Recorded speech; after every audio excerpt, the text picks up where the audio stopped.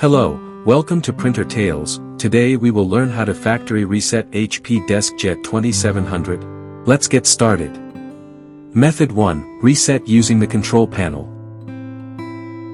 Step 1. Turn on your HP Deskjet 2700. Step 2. Press and hold the wireless and cancel buttons together until the power button starts flashing. Method 2. Manual reset. Step 1. Disconnect the power cable from the printer. Step 2. Unplug the power cable from the wall outlet. Step 3. Wait for 1 minute, then reconnect the power cable to both the outlet and the printer. If you like our content, give us a like. And if you want to learn more, subscribe our channel. You can also visit Printer Tales or call us on the following contact numbers.